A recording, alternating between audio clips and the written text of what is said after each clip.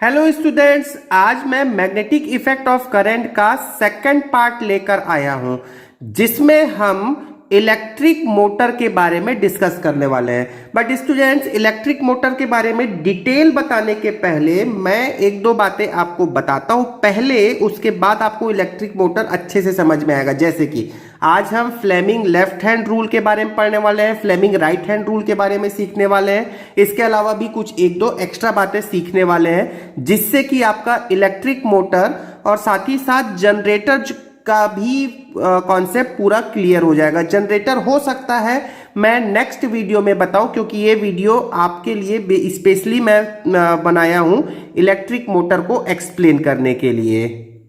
तो चलिए स्टार्ट करते हैं वीडियो को।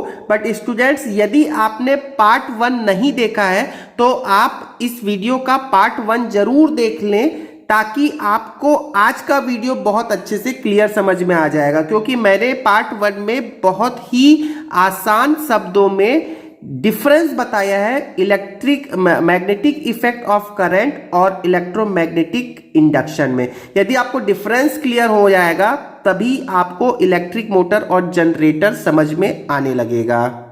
तो आपके सामने एक हेडिंग लिखा हुआ है स्टूडेंट्स। क्या है heading? Magnetic field due to current through a circular loop. ठीक है, ये आपके पास में एक सर्कुलर लूप है, सर्कुलर वृत्तीय लूप है, और वृत्तीय लूप में मैंने एक करंट फ्लो करा दिया। सपोज इस करंट का डायरेक्शन ऐसा है, ध्यान नोटिस करेंगे, ये डायरेक्शन एंटी क्लॉकवाइज है। ठीक है, एंटी क्लॉकवाइज है और ये करंट है सपोज आई। ठीक है, तो इसके कारण जो इलेक्ट्रिक फील्ड है उसके बारे में हमको आज आपको बताना है। तो इस बात को समझने के लिए आपको स्टूडेंट्स दो बातें पता होनी चाहिए, और दो बातें जो पता होनी चाहिए वो बहुत सिंपल है। आप समझना कि ये सपोज एक मैग्नेट है, चुंबक है। ठीक है, और ये चुंबक का साउथ पोल है और एक नॉर्थ पोल है। आपको पता ही होगा हर मैग्नेट में दो पोल होते हैं, साउथ और नॉर्थ पोल होते हैं, जिसको कभी भी अलग नहीं किया जा सकता।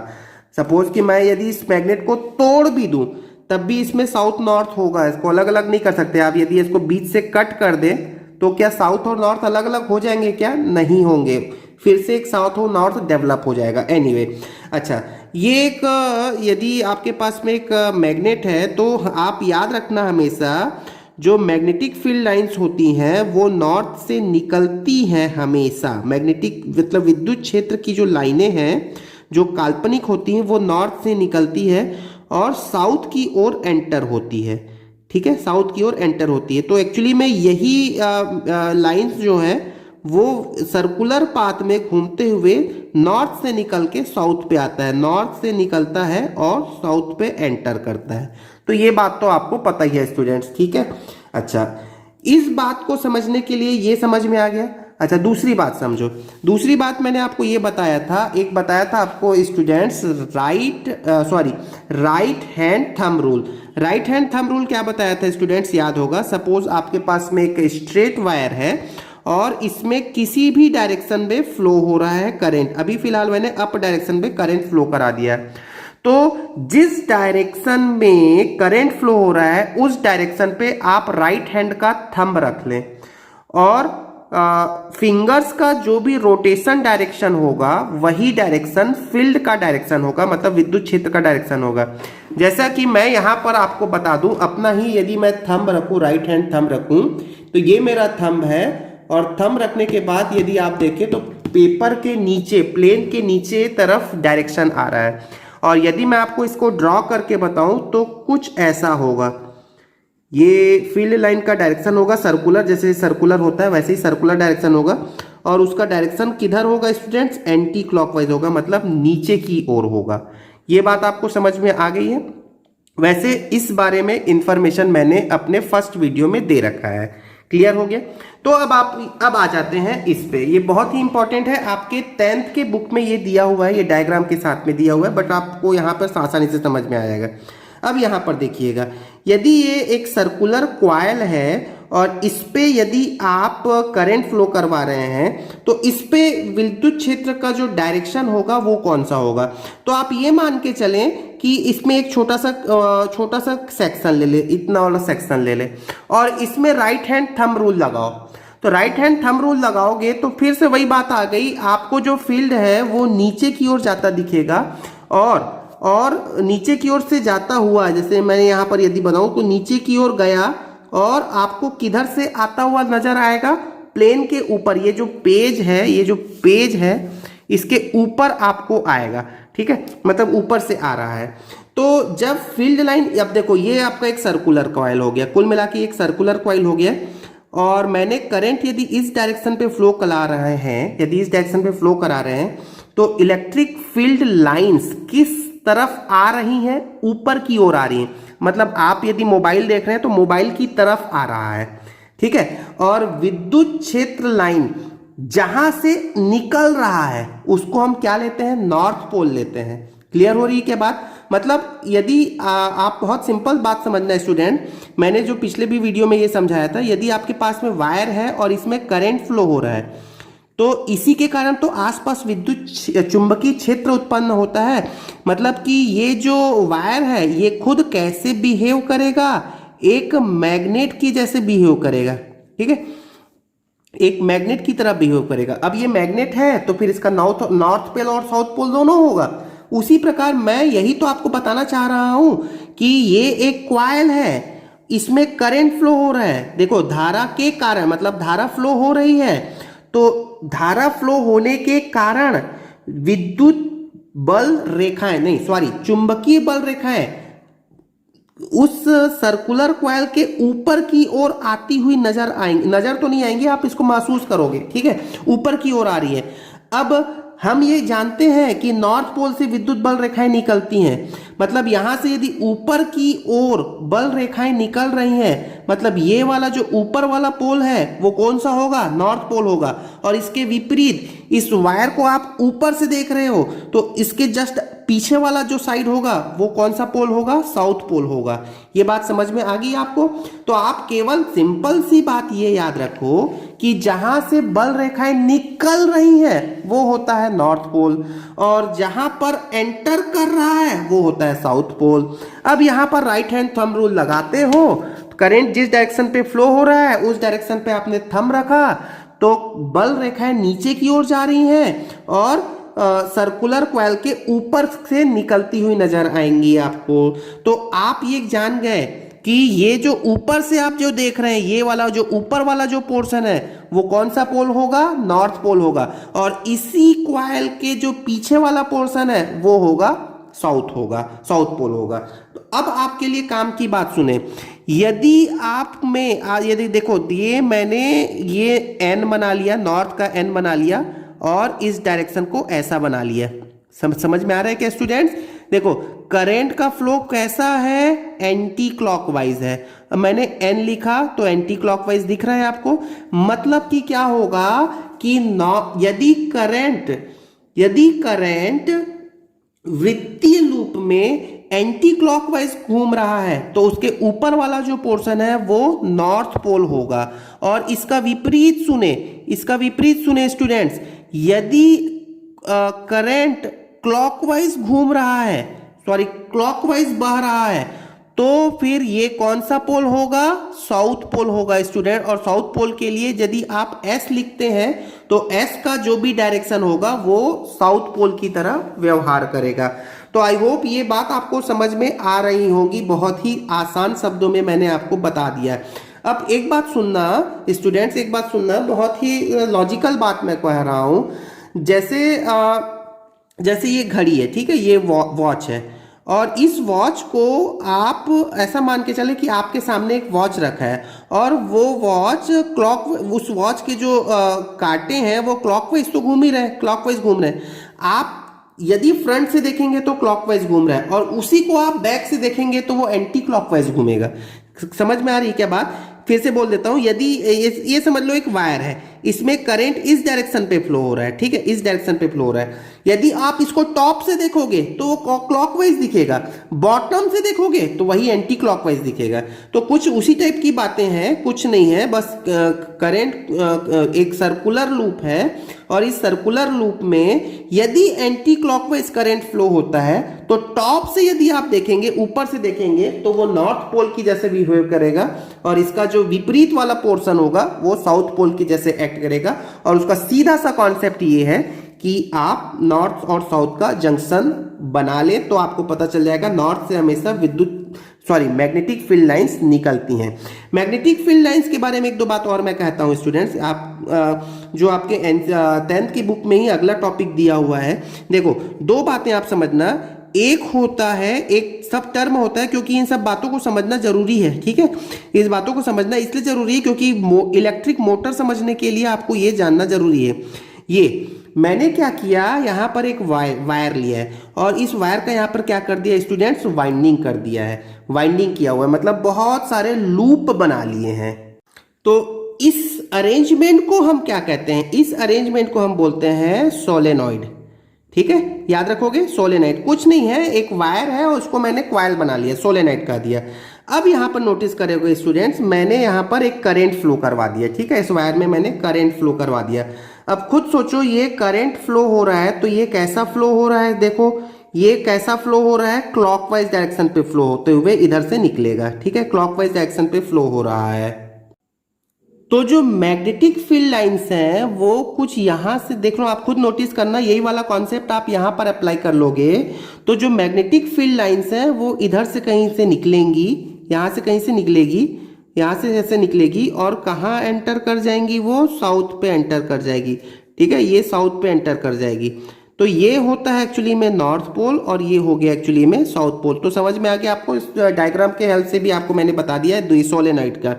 तो एक्चुअली में जो सोलेनॉइड होता है, ध्यान नोटिस करो, ये जो है सोलेनॉइड है। सोलेनॉइड कैसे बिहेव कर रहा है, तो ये एक प्रकार का क्या होता है स्टूडेंट्स, बार मैग्नेट होता है। अब बार मैग्नेट क्या होता है, बार मैग्नेट मतलब एक छोटा सा चुंबक की जैसे व्यवहार कर रहा है। देखो ना, ये इस चुंबक में भी साउथ से नॉर्थ निकल रहा है, इसमें भी साउथ से नॉर्थ निकल रहा है। बट इसमें डिफरेंस क्या है स्टूडेंट्स, डिफरेंस इसमें ये है कि जो चुंबकीय बल रेखाएं होती हैं ये सेंटर पे, इसके सेंटर पे क्या होता है, मैक्सिमम होता है, मतलब स्ट्रॉन्ग स्ट्रेंथ होता है। क्या बोल सकते हो आप इसको, स्ट्रॉन्ग स्ट्रेंथ होता है, मतलब प्रबल चुंबकीय क्षेत्र कहां पर होता है, जस्ट सेंटर पे होता है। अच्छा, यहां पर आप देख सकते हो क्या सेंटर पे होता है, क्या नहीं, यहां पर तो चुंबकीय जो बल रेखाएं होती हैं वो सेंटर से पास होती हुई महसूस होती हैं, लेकिन एक्चुअली हम ये तो भरा हुआ क्षेत्र है ना, ये खोखला है, इसीलिए जो चुंबकीय क्षेत्र होता है वो सोलेनॉइड के जस्ट सेंटर पे क्या होता है, मैक्सिमम होता है। इसका एप्लीकेशन हम पढ़ते हैं, बाद में बताऊंगा मैं आपको, क्लियर हो रही है बात, ठीक है। तो सोलेनॉइड एक बार मैग्नेट की जैसे बिहेव करता है जिसका मैग्नेटिज्म में हम यूज करते हैं, ठीक है। चलिए नेक्स्ट कॉन्सेप्ट समझते हैं स्टूडेंट्स, बहुत इंपॉर्टेंट है, फ्लेमिंग लेफ्ट हैंड रूल। तो फ्लेमिंग लेफ्ट हैंड रूल क्या होता है और इसका यूज कहाँ करते हैं, तो यूज तो मैं आपको पहले भी बता चुका हूं कि इसका फ्लेमिंग लेफ्ट हैंड रूल का यूज कहाँ होता है, मैग्नेटिक इफेक्ट ऑफ करंट में होता है, जबकि फ्लेमिंग राइट हैंड रूल का यूज कहाँ होता है, इलेक्ट्रोमैग्नेटिक इंडक्शन के बारे में होता है। तो आज के हम इस वीडियो में इलेक्ट्रिक मोटर के बारे में पढ़ने वाले हैं। तो इलेक्ट्रिक मोटर किसका एप्लीकेशन है, तो वो एप्लीकेशन होता है मैग्नेटिक इफेक्ट ऑफ करंट का। तो हम इसीलिए आज फ्लेमिंग लेफ्ट हैंड रूल पढ़ रहे हैं, लेकिन मैं साथ ही साथ फ्लेमिंग राइट हैंड रूल भी बता दूंगा आपको, जिसका यूज हम अगले वीडियो में मतलब कि जनरेटर में आप करने वाले हैं। तो चलिए समझते हैं कि आखिर फ्लेमिंग लेफ्ट हैंड रूल क्या होता है। तो फ्लेमिंग लेफ्ट हैंड रूल को समझने के लिए आप बस अपने लेफ्ट हैंड को इस तरीके से अरेंज कर लें। देखिए मैंने क्या किया, मेरा आप देखिएगा, मैंने थंब और मेरा इंडेक्स फिंगर और मिडिल फिंगर, ये मेरा मिडिल फिंगर है, ये मेरा इंडेक्स फिंगर है और ये मेरा थंब है, तीनों को मैंने परपेंडिकुलर कुछ इस तरीके से अरेंज कर लिया। क्योंकि वीडियो में आपको जितना मैं डायग्राम तो नहीं बता रहा हूं, लेकिन आप ये मेरे फिंगर्स को देख सकते हैं, देखिएगा तो ये परपेंडिकुलर मैंने अरेंज कर दिया। बस आप इसको बस समझ लिया। तो क्या क्या हो गया, एक बार मैं फिर से बोल देता हूँ। इसको मैं थंब बोलने वाला हूँ, ये मेरा इंडेक्स फिंगर हो गया और ये मेरा हो गया मिडिल फिंगर। ठीक है, अब इसको मैंने परपेंडिकुलर अरेंज कर लिया कुछ इस तरीके से। ये हो गया 1 2 और ये 3, ये देखिएगा। ठीक है, अब आप देखो कि ये मेरा जो ये जो मेरा इंडेक्स फिंगर है ये हमेशा इनके बीच में, इन दोनों के बीच में है। तो इस लाइन और इस लाइन के बीच में ये वाला जो लाइन है, इसे मैंने ये कह दिया कि ये मेरा कौन सा फिंगर है, ये मेरा है इंडेक्स फिंगर। ठीक है, ये मेरा हो गया इंडेक्स फिंगर। चलिए अब इन दोनों को में से कुछ भी से ले सकते हैं। इसको मैंने ले लेता हूं थंब, और ये मैंने ले लिया सपोज मेरा ये है मिडिल फिंगर, मिडिल फिंगर। ठीक है, फिंगर ओनिवे। ठीक है, अब स्टूडेंट ध्यान से सुन लो, मैंने आपको ये कह दिया कि अब आप ये याद रख लो। ठीक है, क्या याद रख लो, ये आप इसको थंब को बोल दो ABC, ऐसा याद रख लो। कैसे याद रख लें, ये हो गया थंब सबसे ऊपर में है इसलिए A, ये B और ये C। ठीक है, तो मैं अभी आपको ये बता देता हूँ ABC का मीनिंग क्या है। तो C का मीनिंग क्या है, ABC C का मीनिंग क्या है मीनिंग स्टूडेंट, C का मीनिंग होता है current, C stands for current. B आपने शायद सुन रखा होगा, वैसे मैंने अभी तक बताया नहीं है एक्चुअली। B ये जो होता है ना, मैग्नेटिक फील्ड का सिंबल होता है, मैग्नेटिक फील्ड का। ये वैसे 12th में हम पढ़ते हैं, मैग्नेटिक फील्ड 12th में डिटेल में पढ़ते हैं, तो ये मैग्नेटिक फील्ड का सिंबल होता है। ठीक है, तो ABC आप याद रख लें, B और C तो अब आपको याद ही रहेगा। B हो गया मैग्नेटिक फील्ड, C हो गया करंट। तब थंब क्या ये बता रहा है स्टूडेंट्स, ये बता रहा है फोर्स को। अब आपको मैं इसे एग्जाम्पल से एक्सप्लेन करता हूँ। एग्जाम्पल मतलब इसका मीनिंग बता रहा हूँ। क्या हो रहा है कि यदि मैंने यहाँ पर मेरे पास में एक मैग्नेट है, देखिएगा स्टूडेंट्स, मैंने एक मैग्नेट बना लिया। ये मैग्नेट का मैंने लिखा यहाँ पर नॉर्थ पोल, ये मैग्नेट है। ठीक है, ये मैग्नेट है, इसका नॉर्थ पोल है, और ये मैग्नेट का ये साउथ पोल है। ठीक है, अब मैग्नेटिक फील्ड लाइंस कहाँ से कहाँ निकलेगी तो आपको पता ही होगा स्टूडेंट्स, ये नॉर्थ से साउथ की ओर ट्रेवल करती हैं। तो ये मैंने नॉर्थ से साउथ की ओर ट्रेवल करवा दिया। अच्छा, आप नोटिस करना कि मैंने पैरेलल लाइन बनाए हैं। ठीक है, तो आपको ये भी बात, एक जनरल बात कह देता हूं कि यदि फील्ड लाइन जितने पास पास होंगे उतना ही प्रबल होगा। जैसे थोड़ी देर पहले मैंने सोलेनाइड में बताया था ना, सोलेनाइड पे क्या बताया था कि यहाँ पर फील्ड लाइन पास पास है, तो यहाँ पर विद्युत क्षेत्र क्या होगा, सॉरी चुंबकीय क्षेत्र क्या होगा, प्रबल होगा। खैर ठीक है, ये बात बहुत सिंपल सी बात है। और मैंने पिछले वीडियो में एक बात और कही थी कि मैग्नेटिक फील्ड लाइंस एक दूसरे को कभी भी कट नहीं करती हैं। ठीक है, कैंसल नहीं करती हैं, क्रॉस नहीं करती हैं। ये बातें ट्रू और फॉल्स में पूछ लिया जाता है। ठीक है, चलिए अब यहाँ पर बात करते हैं। अब मैंने क्या किया स्टूडेंट्स, यहाँ पर एक मैंने सपोज कॉपर का वायर ले लिया। ठीक है, कॉपर का वायर ले लिया। नाउ क्या कॉपर का वायर मैग्नेट की तरफ अट्रैक्ट होगा क्या, चुंबकीय क्षेत्र में अट्रैक्ट होगा क्या, नहीं होता है। मैग्नेट एक्चुअली में नहीं होता है। ठीक है, ये पैरामैग्नेटिक नेचर का होता है। लेकिन यदि मैं इसमें कोई करंट फ्लो करवा दूं, सपोज इस वायर में करंट फ्लो हो रहा है I, ठीक, तो I करंट फ्लो होगा जब, तो ये कैसे व्यवहार करेगा, खुद अपने आप में ये मैग्नेट की तरह व्यवहार करेगा। अब ये मैग्नेट की ओर जैसे व्यवहार, मैग्नेट की तरह यदि ये व्यवहार करता है तो इसमें क्या लगेगा स्टूडेंट्स, मैग्नेटिक फोर्स लगेगा। तो जैसे आपको पता ही होगा ना भाई, एक चुंबक के पास में यदि लोहा को लेकर आते हैं तो उसमें कुछ ना कुछ बल लगता है ना, तो उस बल का कोई ना कोई डायरेक्शन होता है ना, कोई ना कोई तो डायरेक्शन होता ही है। तो बस उसी प्रकार से आप यहाँ पर भी सुनो, साउथ पोल नॉर्थ पोल, मतलब मैंने मैग्नेट में एक कंडक्टिंग वायर रख दिया जिसमें खुद में करंट फ्लो हो रहा है, नोटिस करोगे। ठीक है, यहाँ पर एक वायर रख दिया जिसमें खुद में करंट फ्लो हो रहा है, मतलब ये मैग्नेट के जैसे व्यवहार करेगा। तो इस मैग्नेट के कारण इस पे कुछ ना कुछ फोर्स लगेगा, बल लगेगा। किधर लगेगा, वही तो हमको फ्लेमिंग के लेफ्ट हैंड रूल से पता चलता है। अब सुनो, ये अब आप सुनना, खुद ही आप अपने फिंगर को अरेंज करो किस डायरेक्शन पे। ये हो गया आपका चुंबकीय क्षेत्र की दिशा, मतलब ये हो गया आपका B। ठीक है, अब नोटिस करोगे करंट किधर जा रहा है, ऊपर की ओर जा रहा है, मतलब ये हो गया आपका C। तो जो थंब का डायरेक्शन होगा, जो आपके अंगूठे का डायरेक्शन होगा, वही डायरेक्शन इस वायर पे लगने वाला बल होगा। तो चलिए देखते हैं। अब आप दो देखिएगा, मेरे फिंगर को भी आप देख सकते हैं और खुद से आप सोचो। अब आप खुद इसको अपने जब आप स्टडी करोगे, आप जब मोबाइल से वीडियो देखोगे तो आप इसको खुद से बनाओ। तो यदि आप अपने फिंगर्स को कुछ इस तरीके से अरेंज करते हैं, जिसमें ये हो गया मेरा जो थंब है वो है ए, जो इंडेक्स फिंगर है वो है बी और ये जो मिडिल फिंगर है वो है सी। ठीक है, अब देखिएगा, आप हो सकता है मोबाइल में अच्छे से दिखाते ना बने मुझे। ये देखिएगा, ये करंट को मैंने सी, अपने मिडिल फिंगर को सी पे रख लिया और ये मैंने पलट दिया बी की तरफ, और ये मेरा जो थंब है जो आपको दिख नहीं रहा है ये नीचे की ओर। तो आप खुद से इसको ट्राई करने की कोशिश करें। तो मैं यदि अपने फिंगर्स को अरेंज करता हूं according to Fleming's left hand rule, ठीक है ना, तो मुझे इस वायर पे जो लगने वाला फोर्स है वो थंब के डायरेक्शन मतलब नीचे की ओर लगेगा। फोर्स जो है वो नीचे की ओर लगेगा। क्लियर हो गई बात? तो ये होता है फ्लेमिंग लेफ्ट हैंड रूल। अब हम लगे हाथ ये भी समझ लेते हैं कि फ्लेमिंग राइट हैंड रूल क्या होता है, लेकिन फ्लेमिंग लेफ्ट हैंड रूल की जरूरत आज के वीडियो में पड़ेगी, राइट हैंड रूल की जरूरत नेक्स्ट वीडियो में पड़ेगी। Students, Fleming right hand rule को समझने के लिए आपको इलेक्ट्रोमैग्नेटिक इंडक्शन के बारे में पता होना चाहिए, तभी आपको ये फ्लेमिंग राइट हैंड रूल समझ में आएगा।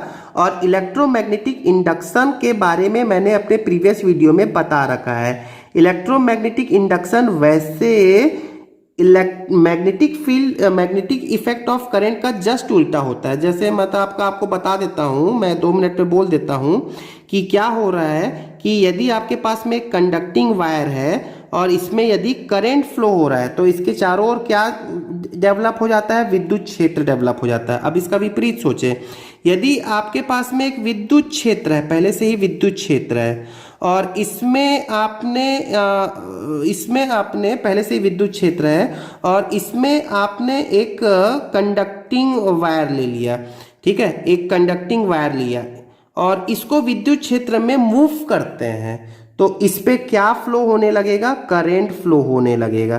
बात समझ में आ गई क्या? ठीक है, और डिटेल मैं पहले भी बोल रखा हूं कि डिटेल मैंने कहाँ बता रखा है, फर्स्ट वीडियो में बता रखा है, तो आप फर्स्ट वीडियो में इसका डिटेल डिस्क्रिप्शन देख सकते हैं। तो सुनिए, सपोज मेरे पास में यहाँ पर एक सपोज एक वायर है और यहाँ पर मैंने कॉइल लगा लिया है, ठीक है, और मैं इस कॉइल के सराउंडिंग में एक मैग्नेट रख दिया है, ठीक, और ये मैग्नेट को मैं यहाँ पर जो भी है इसका नॉर्थ साउथ जो भी है पोल्स लगा लिए, और इस मैग्नेट को मैं यहाँ पर कॉइल के ऊपर मूव करता हूँ, ठीक है, मूव करता हूँ, ऐसा मूव कर रहा हूँ। तो यदि मैं मूव करता हूँ तो इस मूवमेंट के कारण, मतलब इस चुंबक के कारण यहाँ पर करंट फ्लो होने लगेगा, और यदि करंट फ्लो होगा तो उसका सबूत ये है कि आप यदि यहाँ पर बल्ब लगाएंगे तो वो बल्ब ग्लो कर जाएगा, ठीक है। अब इंपॉर्टेंट ये है, फ्लेमिंग राइट हैंड रूल क्या कहता है कि करंट किस डायरेक्शन पे फ्लो होगा, क्या इस डायरेक्शन पे फ्लो होगा या इस डायरेक्शन पे फ्लो होगा। ऐसा भी तो फ्लो हो सकता था, करंट मतलब इधर से भी आ सकता था या करंट इधर से भी आ सकता था, ऐसा भी आ सकता था। तो कौन से डायरेक्शन पे करंट फ्लो होगा?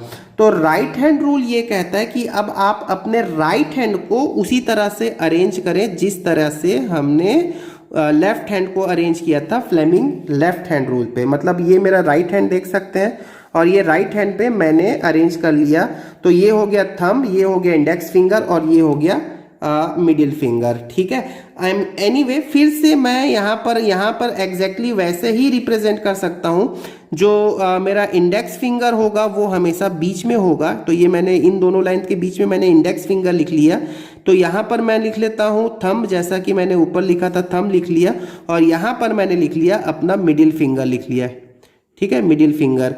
देखो मैं स्टेटमेंट लिख नहीं रहा हूँ लेकिन स्टेटमेंट को अच्छे से एक्सप्लेन कर दे रहा हूँ, ठीक है। अब हमने अगेन थंब को लिया था ए, इंडेक्स फिंगर को लिया था बी और मिडिल फिंगर को लिखा था मैंने सी। वो सेम पूरी वही कहानी है, कुछ भी नहीं, पूरी वही कहानी है। तो अब सुनिए ध्यान से कि इस थंब को मैं लिख रहा हूं मूवमेंट का डायरेक्शन, किस डायरेक्शन पे मैंने मूव किया। जैसे मैंने आपको बताया ना कि मैग्नेट को हम मूव कर रहे हैं, किधर मूव किया मैंने, इधर मूव किया। तो यदि मैं मैग्नेट को मूव कर रहा हूं तो उसका कोई ना कोई तो डायरेक्शन होगा। तो जो थंब है वो मूवमेंट का डायरेक्शन बताएगा, किसका, जो मैग्नेट है उसका, ठीक है। बी जो है वो किसका डायरेक्शन बताएगा, मैग्नेटिक फील्ड का डायरेक्शन बताएगा। तो जो मिडिल फिंगर का जो डायरेक्शन है वो करंट के डायरेक्शन को रिप्रेजेंट करेगा। चीजें पूरी वही है। आप यदि मेरे वीडियो को ध्यान से सुन रहे हैं, ध्यान से देख रहे हैं, तो आपको बहुत आसानी से चीजें समझ में आ जाएंगी। क्लियर हो गया बात।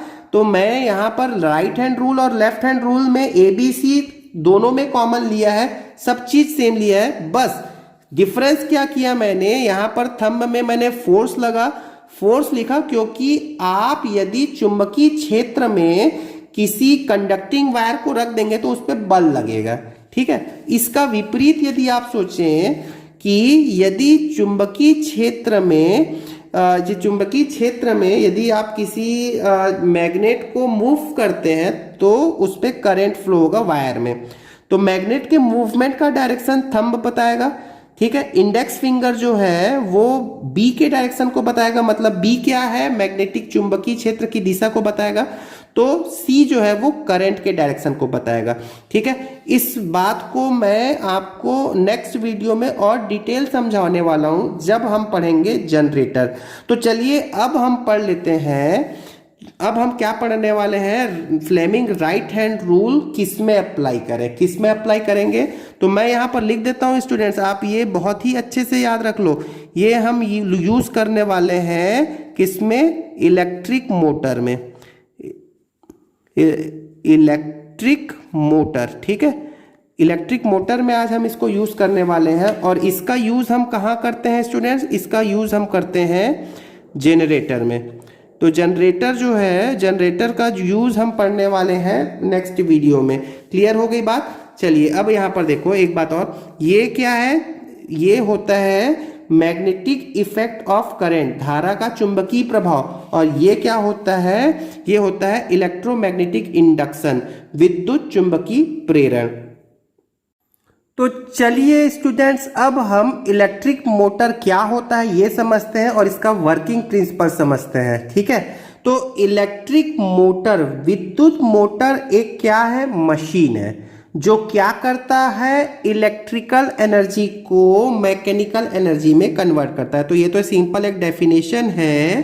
क्या, इलेक्ट्रिक मोटर एक डिवाइस है, एक यंत्र है जो कन्वर्ट करता है विद्युत ऊर्जा को यांत्रिक ऊर्जा में, मतलब यांत्रिक मतलब मशीनरी वाले ऊर्जा में, ठीक है। विद्युत ऊर्जा को यांत्रिक ऊर्जा में कन्वर्ट करता है। कैसे कन्वर्ट करता है इसको बताने के पहले ये इसका वर्किंग डायग्राम बना हुआ है स्टूडेंट्स।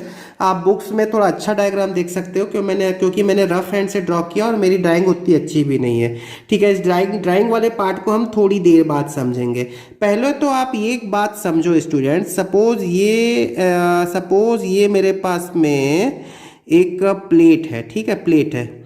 और इस प्लेट को मुझे घुमाना है, रोटेट करना है, घुमाना है, ठीक है, अपने जगह पर घुमाना है।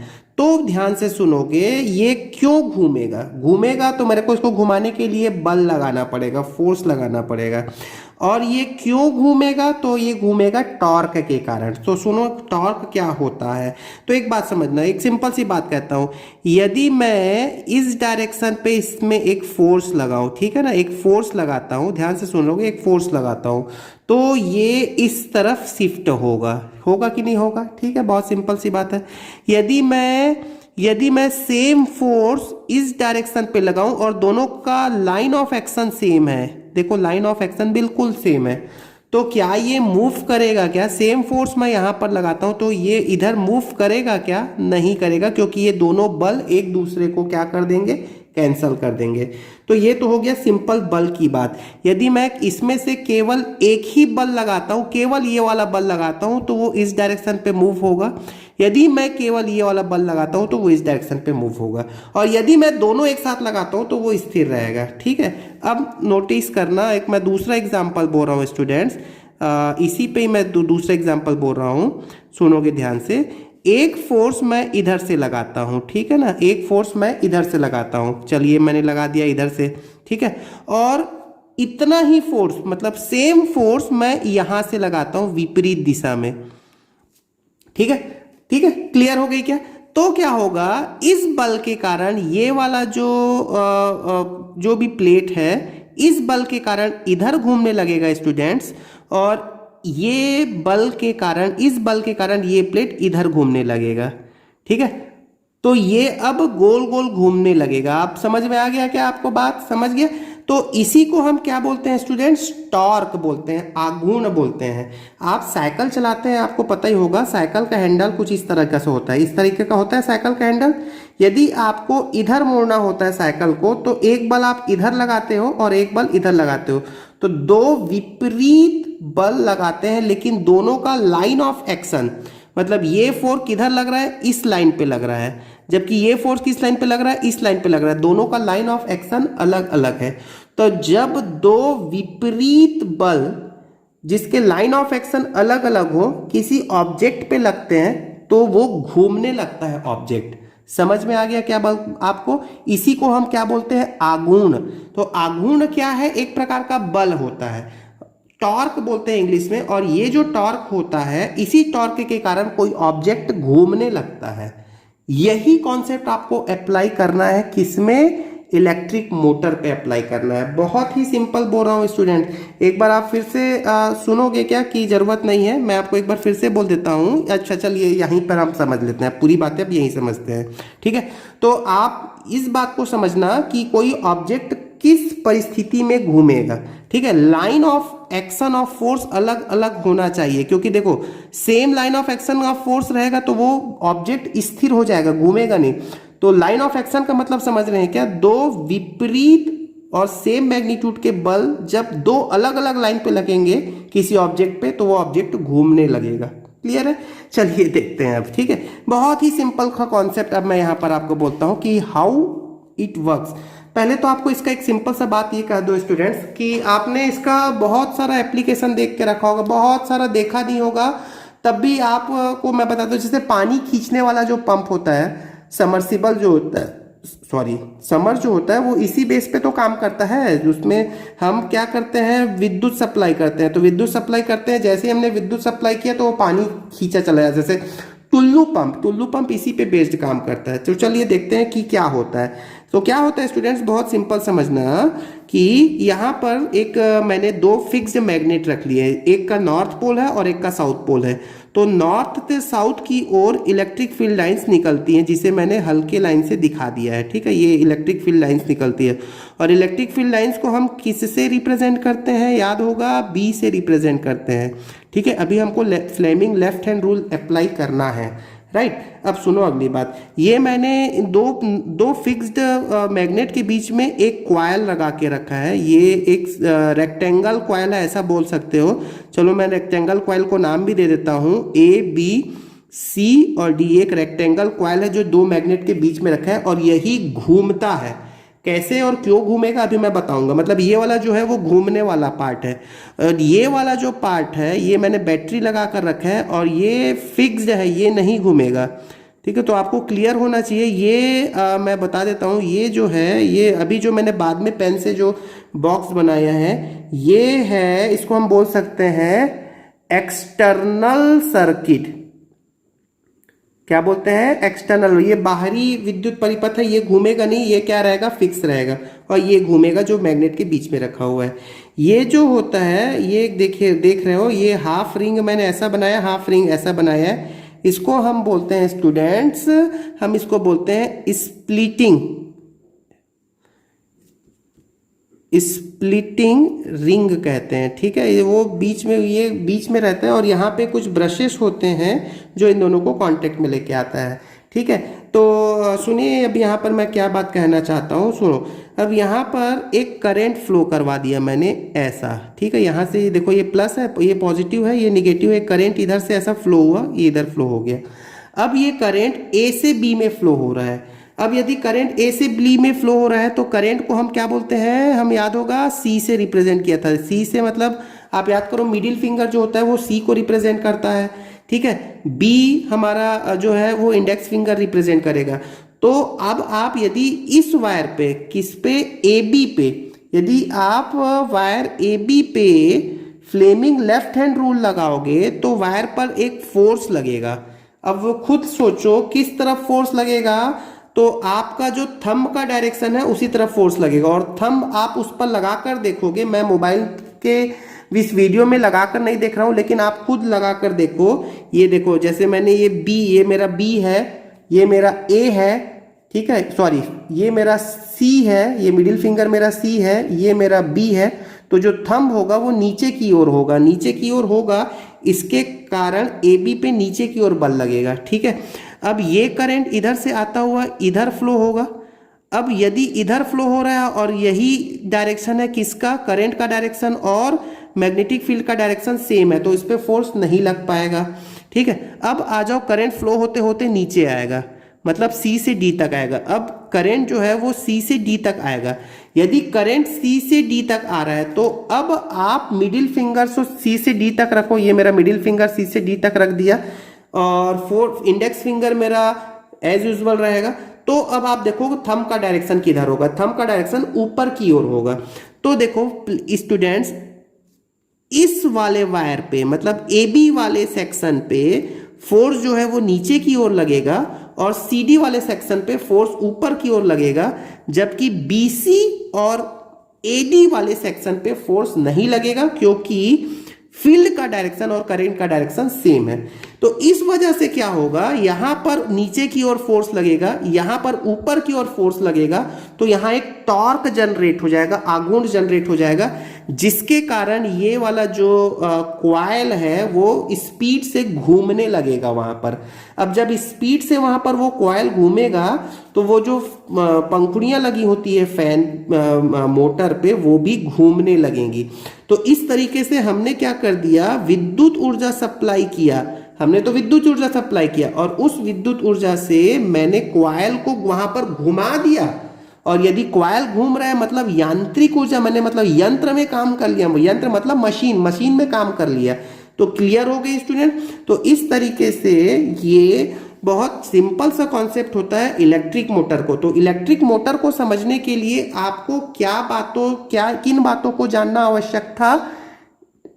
एक तो आपको जानना था फ्लेमिंग लेफ्ट हैंड रूल क्या होता है, ये जानना जरूरी था।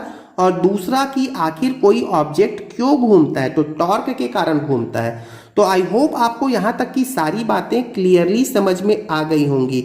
तो नेक्स्ट वीडियो में मैं आपको इलेक्ट्रिक जनरेटर के बारे में बताने वाला हूं, जो कि बहुत इंपॉर्टेंट होने वाला है। Thank you very much.